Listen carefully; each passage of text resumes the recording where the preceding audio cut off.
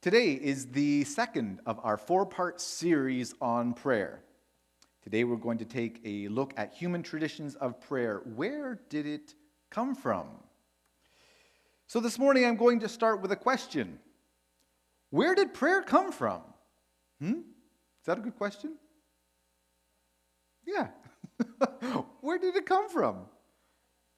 Haven't a clue. Well, if you still feel the same way at the end of the message, then we're in trouble. Well, I don't know. We'll have to wait and see. Prayer is an interesting human phenomenon. It's found in every culture, in every corner of the world. Evidence for prayer is found in the oldest texts and is shown to be an integral part of the oldest civilizations. In fact, the knowledge that we have of the ancient civilizations comes to us in the form of prayers.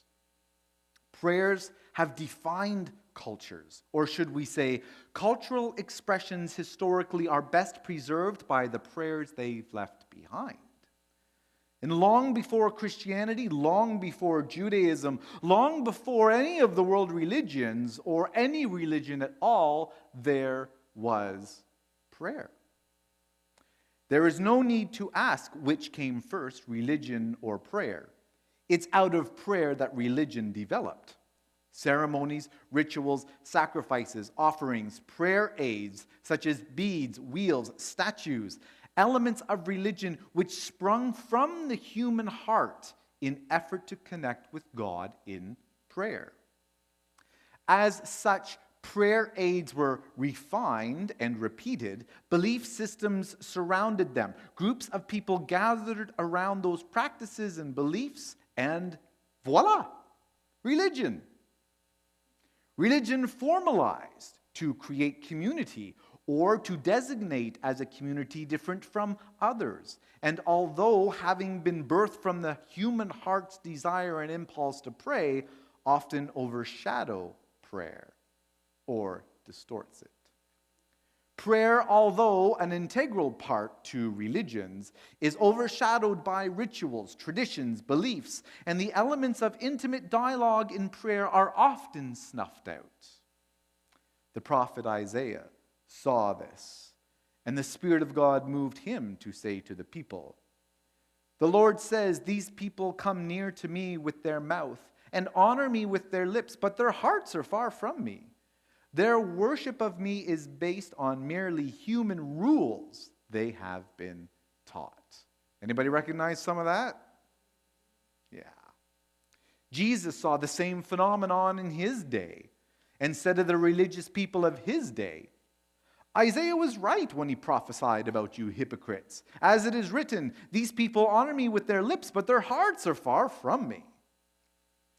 So this four-part series on prayer is not to establish rituals or religious practice. It is to encourage one another to engage in dialogue with God, building intimacy based on trust.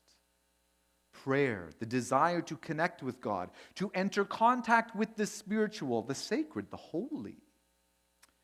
French Franciscan Roman Catholic priest and professor at Patristic Institute in Rome says, "From its primitive to its mystical expression, prayer expresses a human desire to enter into contact with the sacred or holy. The origin of prayer is to be found, essentially and existentially, in the recognition and invocation of the Creator God, the God of heaven.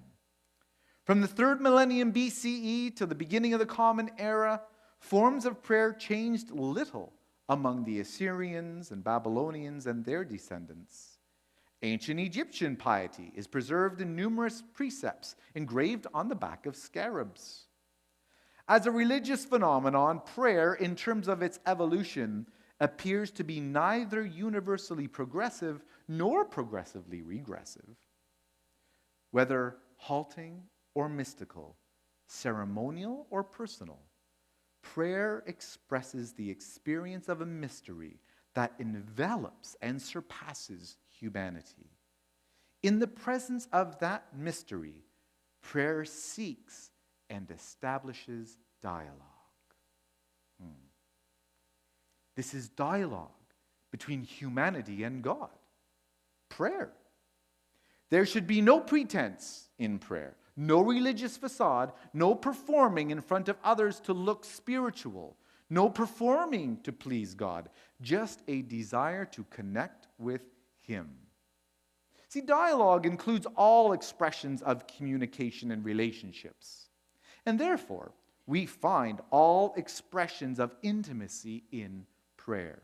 The good, the positive, the bad and the negative, pure joy and love, as well as shame and hurt.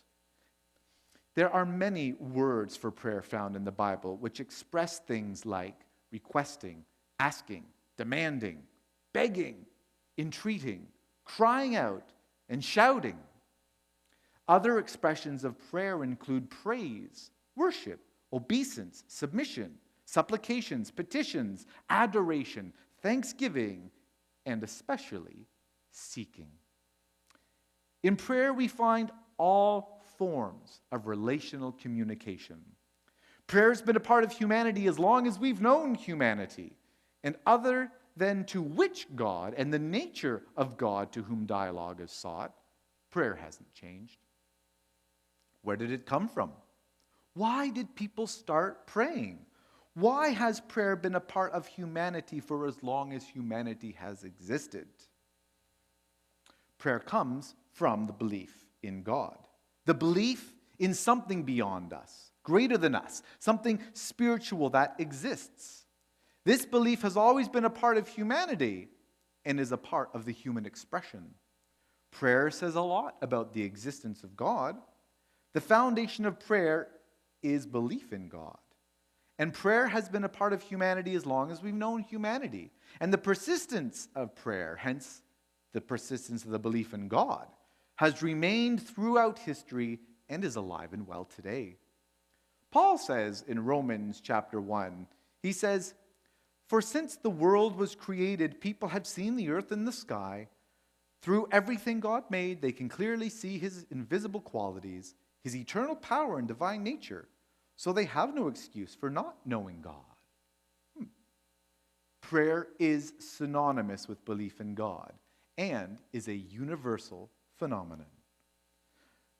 Not that to pray means we have great faith or that we have great belief in God, but the act itself betrays the spark of belief that there must be a God or something, or else we would never venture the words. You know, before I became a Christian, I believed that there was probably a God. There's probably something that created everything. And at the end of high school, when I met some Christians who had claimed to have had an experience of God, people talking about being born again, people speaking in tongues, people prophesying and experiencing other God phenomenon, I was curious to know whether or not it was real. Were they having a genuine experience with God, or were they succumbing to the expectations of a religious subculture? Was the power of suggestion and momentum of group dynamics and social pressure masquerading as a genuine encounter with God? Is the human desire to belong to a group manifesting as spiritual gifts? So I asked my mom one day as we were driving the car, "Is this whole born again thing real?" "How do you know when you're born again? Is all this crazy stuff real?" I asked her. She said, "I can't explain it to you.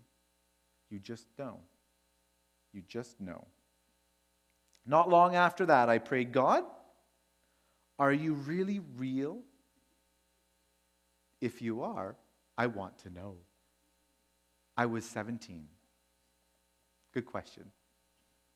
And my first experience with God was August 15th, 1989 at 11 o'clock at night at home alone in my room. That's when I discovered it was real. I'll share that story with you one day, but not today.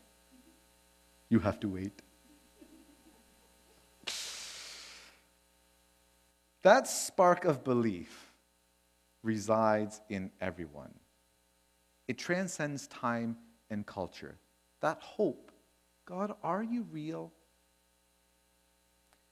It transcends time and culture. Understand that prayer is not a Christian thing.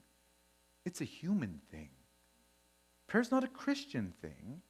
It's a human thing. The phenomenon has been a part of every culture spread throughout the world, even in cultures that have been disconnected from the rest of the world for thousands of years. Consider some of the people in the Old Testament, before Christianity, before Judaism, before Israel, even before Abraham, who was the first Hebrew. I think of Enoch in the book of Genesis, where it says, Enoch lived 365 years, walking in close fellowship with God. Then one day, he disappeared because God took him. Where'd my car keys go? God took him. Where's Enoch? Oh, God took him. There was no Christianity. There was no Judaism. Yet Enoch had nurtured a relationship with God. I think of Abraham, who grew up in Ur of the Chaldees, way over in Mesopotamia. He was surrounded by idol worship and moon worship. Abraham heard God's voice and trusted him. Again in Genesis, we read that the Lord said to Abram, "Leave your native country, your relatives, and your father's family, and go to the land that I will show you." So Abraham departed, as the Lord had instructed, and Lot went with him. Abram was 75 years old when he left Haran. He took his wife Sarai, his nephew Lot, and all of his wealth, his livestock, and all the people he had taken into his household at Haran, and headed for the land of Canaan. Who was this that spoke to Abraham? How did he know it was God? Which God? He grew up in a culture full of many gods. But one thing was for sure. Prayer and connecting with God was part of his culture. We find another amazing phenomenon when Abraham gets to the promised land. He encounters a deeply spiritual man named Melchizedek, the priest king of Salem. The city of Salem's name was later changed to Jerusalem. Abraham recognizes Melchizedek's spiritual authority and gives him 10% of the spoils he took in a battle that he won close by. Where did this Melchizedek come from? What was it about him that Abraham would tithe to him? These are glimpses into the vibrancy of spirituality before Christianity, before Judaism. One more interesting story found in the Bible which illustrates God is the God of all people, not just the religion we find ourselves belonging to. This is the story of Balaam. How many of you are familiar with the story of Balaam? We know a few of you are. Balaam, he lived at the time that God led the Israelites out of Egypt. Balaam was not an Israelite, yet he was known for having the ability to curse and bless in the name of God. God let him curse and bless in his name, and he was very, very effective. He was so effective at it that his fame was known throughout Mesopotamia and the land of Canaan. The Israelites, they were about to enter the promised land, and they were camped on the east side of the Jordan River. The king of that land, the king of Moab, named Balak, knew of Balaam, who lived along the Euphrates River. So he summoned Balaam to curse Israel, to which Balaam replied, "I can't say whatever I please. I must speak only what God has put in my mouth." Numbers 23. And although the Moabite king Balak had brought Balaam to curse Israel, Balaam ended up blessing them instead. Numbers 24, when Balaam looked out and saw Israel encamped tribe by tribe, the Spirit of God came on him and he spoke his message. "How beautiful are your tents, Jacob, your dwelling places of Israel." And he goes on and blesses Israel. Well, who was this guy living along the Euphrates with such a special relationship with God? Who was he? That even God's Spirit came upon him. It says the Spirit of God came on him and he spoke his message. You see, so many times we think we are the only ones who have God's ear. And I'm sure the Israelites at that time thought that we're the chosen people. God is our God. Well, apparently God is everybody's God, especially Balaam's. So many times we think we have the corner on God's ear. It is God who has birthed the phenomenon of prayer in the human heart. It is God who initiates dialogue, God who longs for intimacy with us. And this drawing of God has been upon all people around the world, regardless of their religion and culture. We even see this in the book of Acts with the Roman centurion Cornelius. Last year we studied his stories. Do you remember Cornelius, the Roman centurion? Sure. As a Roman centurion, he would have been required to worship the gods of the Roman Empire. Yet there was something in Cornelius that longed for a genuine connection with God. In Acts chapter 10, we read, "One day, about 3 p.m, he had a vision. He distinctly saw an angel of God who came to him and said, 'Cornelius.' Cornelius stared at him in fear. 'What is it, Lord?' he asked. The angel answered, 'Your prayers and gifts to the poor have come up as a memorial offering before God.'" Acts chapter 10.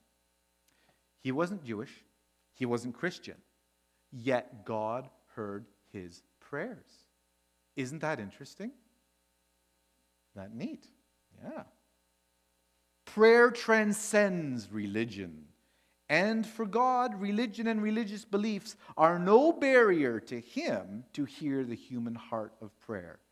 Dialogue, prayer, cultivating intimacy, a universal human condition. In Colin Brown's Dictionary of the New Testament, H. Sean Weiss points out that prayer is not monologue, but dialogue.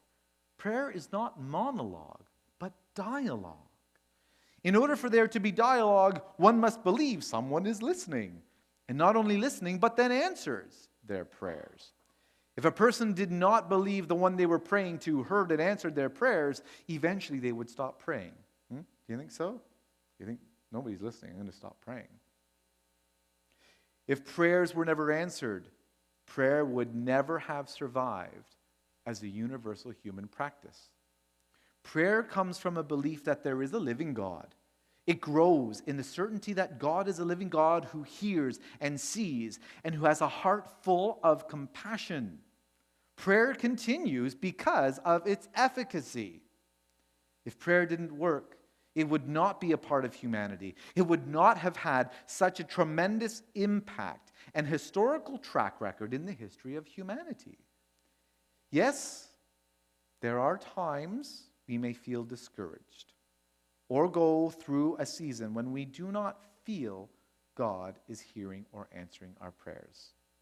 Anybody ever felt like that? Sure, I have too. I get angry at him. I get ticked at him. Where are you? Come on. Only because I have experienced him. I'm upset that I'm not experiencing him at that moment. We've all had those times. It can be a challenge to pray during those times. Doubt sucks the life out of prayer. Colin Brown again in the Dictionary of the New Testament points out, "To doubt God is to do him an injustice, for it belittles his deity, misjudges his character, and therefore receives nothing from him. But true prayer is bound up with faith, with the certainty of being heard." Yet we have all felt that at times, haven't we? And that's okay. That's okay. Many of the heroes of faith in the Bible felt the same way as well at times. And this is why there is so much in the Bible to encourage us to pray. The Theological Dictionary of Colin Brown's goes on and it says, "It is significant that wherever the New Testament speaks of requests made to God, it emphasizes that such requests are heard. It is as if the New Testament witnesses wished particularly to encourage people to pray by assuring the suppliant that their requests are heard of God.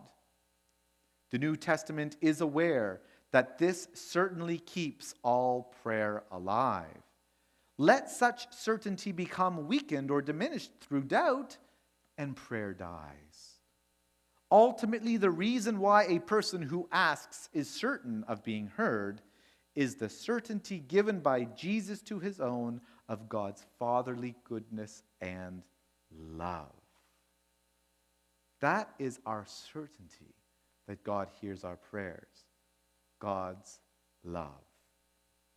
So today, during the time of prayer at the end of the service, I encourage us to enter into prayer with this thought. Jesus assures us of God's goodness and love. Our peace, our sense of security, the power in prayer is found in knowing we are heard, and knowing we are heard by a good and loving God. No better is this modeled than in the prayer of Jesus. The posture of the heart of Jesus when he prayed was never demanding, but always had an intimate tone full of a sense of security. There are primarily three words in the Koine Greek language, the language in the New Testament that was originally written in, for asking in prayer. One word is aiteo, which means to ask in a demanding tone, even to accost. Hey, I need this. The other two, erotao and deomai, are intimate in nature. They reflect the request to a trusted friend, from one to another in a secure, intimate, established relationship. It denotes the person asking knows the one they are asking, knows them so well, knows them intimately. The person asking knows that the person they are asking knows them intimately. And there is not any doubt of them not hearing them or understanding the heart of their request. Colin Brown again points out, it is striking that aiteo, demanding, is never used of Jesus' own requests and prayers, but always erotao or deomai, overtones of intimacy. Isn't that interesting? Aiteo is used for other people praying. Aiteo, when it's translated into English, just means they asked God, or they requested of God. But Jesus was never demanding because he was secure in his relationship with God. There was no insecurity in the prayers of Jesus. We, on the other hand, we often make aiteo requests, don't we? God, I need that motorcycle. I need it. I need a Ducati $899 Panigale red with a matching leather suit.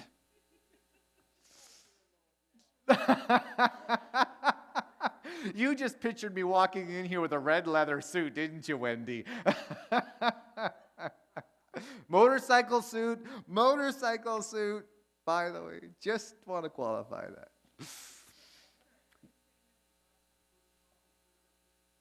He's not quite, yes. That's basically what I'm saying, yes. Yeah, well, we should have added that into exploring. We are often demanding in our prayers, aren't we? Which arises from an insecurity in our relationship with God. Insecure prayer. Not confident God really loves us. Not confident that God really hears us. We lack patience when we don't receive answers quickly or we get unanswered to our prayer. In our security, then what do? We begin to bribe God into action, don't we? God, I will do this if you do that. I will go to church every day if you answer my prayer. I will not eat meat.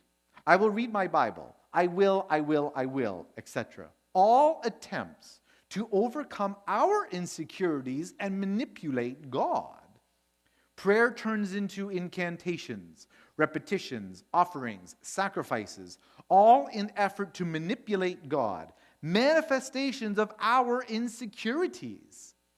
Again, French Franciscan priest Adalbert Hamann further defines demanding prayer when he says, when prayer becomes dominating and manipulative in its intent, it becomes an incantation.